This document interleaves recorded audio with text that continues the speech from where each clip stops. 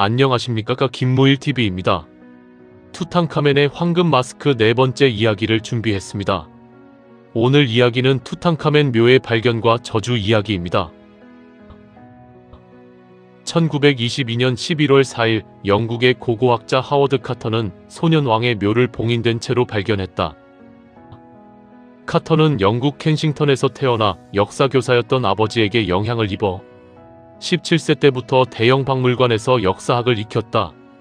그리고 당대 최고의 고고학자였던 윌리엄 피트리 박사에게 사사한 후 이집트로 건너가 그곳 정부의 문화재 담당 고급 관리였던 가스통 마스페로 국장의 후원으로 1902년부터 왕가의 계곡에 상주하면서 투트모스 4세와 아멘호테프 1세 등의 왕묘를 발견하는 계가를 올려 마침내 고고학자의 반열에 오른다.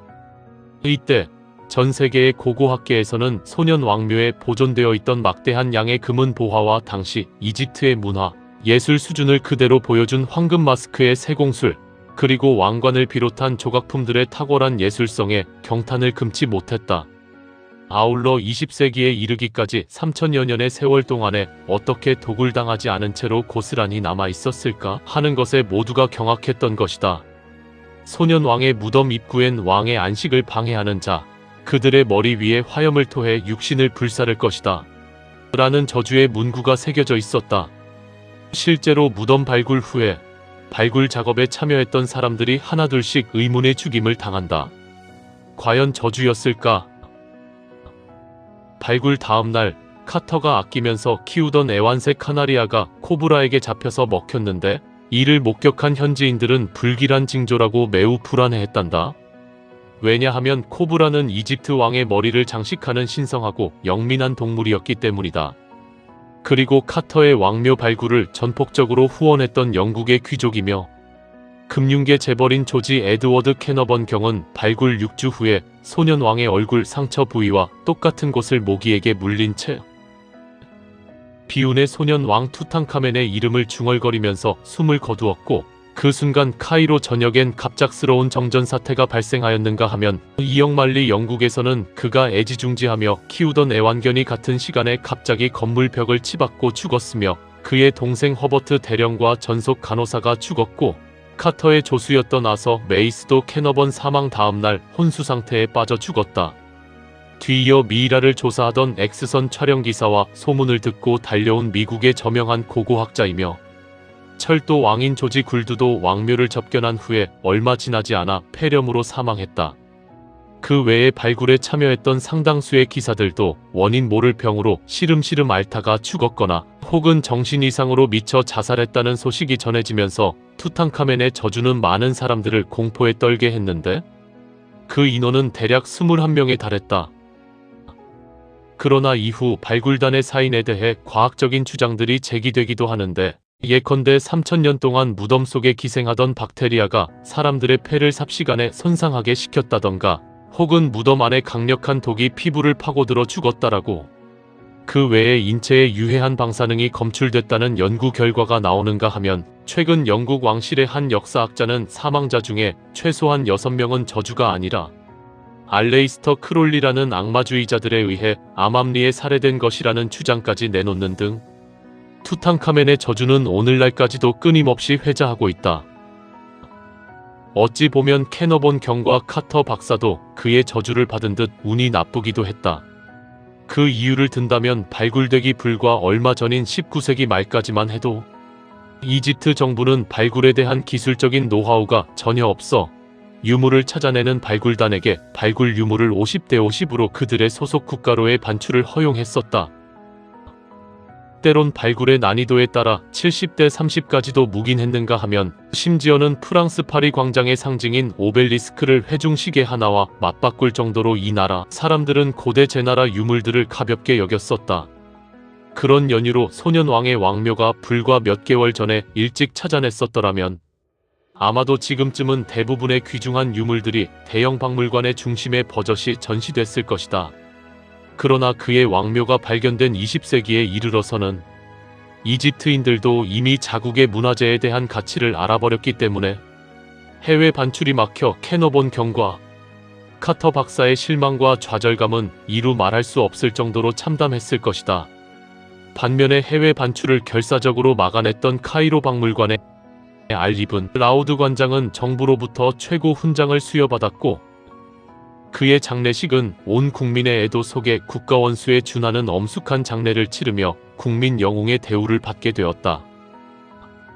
그는 젊은 시절부터 오랫동안 이집트 문화재의 보호에 기여한 오기스트 마리에트 박사의 조수를 지내면서 일찍이 자국 문화재의 중요성을 이미 깨달았던 진정한 고고학자였다.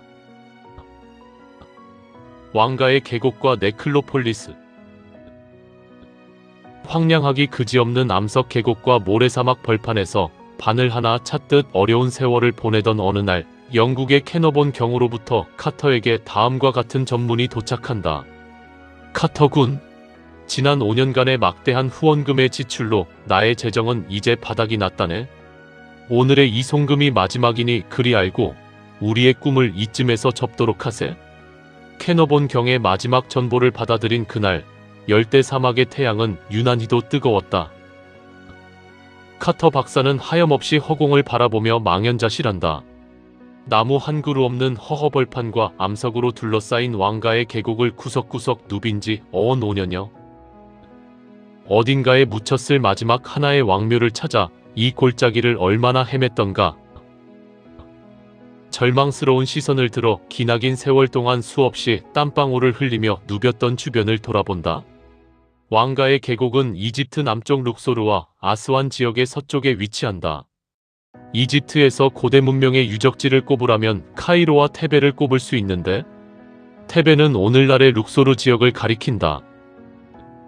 카이로가 이집트 왕국의 전반기에 거대한 피라미드를 건축하며 성장한 도시였다면, 카르나크와 아부신불이 있는 룩소르 지역은 이집트 최초의 침략자인 힉소스 시대 이후에 새로운 이집트 왕국의 후반기에 번성한 지역일 것이다.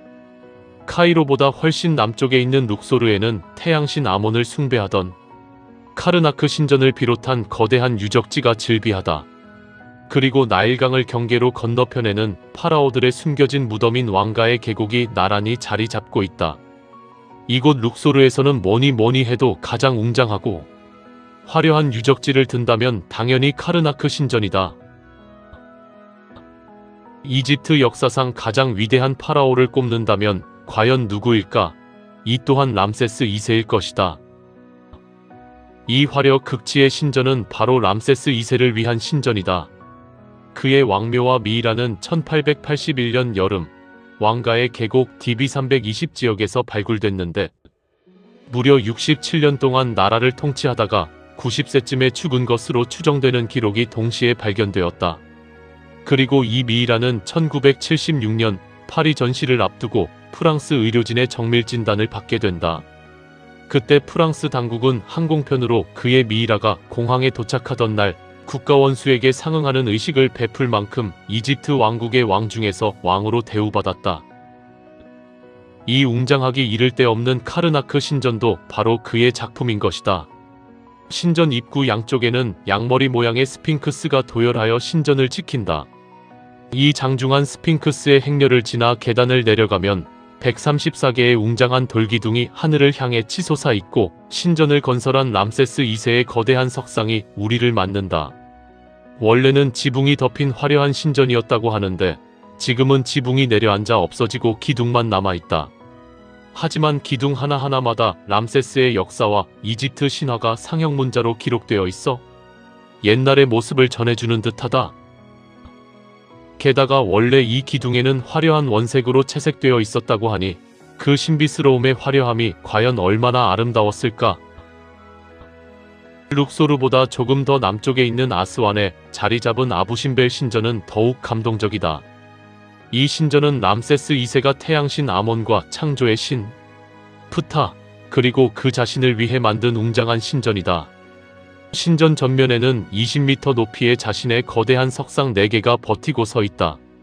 그리고 그의 두 다리 사이에는 왕비와 그의 딸들이 람세스 2세의 발가락을 딛고 서서 미소를 짓고 있으며, 신전 안으로 들어가면 나일강의 신 오시리스의 모습으로 꾸민 본인의 석상 8개가 도열해 있고, 벽면에는 인근의 다른 종족들과의 전투 장면이 소상하게 묘사되어 있다.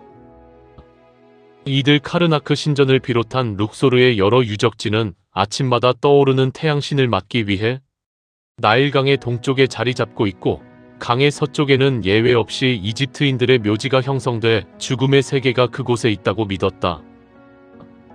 아울러 네크로폴리스라고도 불리는 이곳엔 파라오의 무덤군으로 유명한 왕들의 계곡과 왕비의 계곡, 그리고 죽은 자들의 명복을 비는 장제전이 자리 잡고 있다.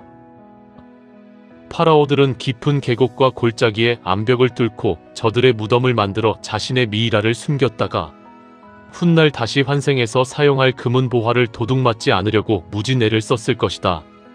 피라미드는 원래 파라오만의 왕묘였지만 왕국의 후반기에 들어서서는 귀족과 일부 특권층에게도 허용되어 피라미드 형식의 무덤이 유행하기도 했다. 이에 따라 룩소르에 자리 잡은 네크로폴리스의 광활한 벌판에는 수많은 묘지군으로 뒤덮일 정도였다. 오늘 내용은 여기까지입니다. 5번째 이야기에서 뵙겠습니다. 감사합니다. 김무일TV였습니다.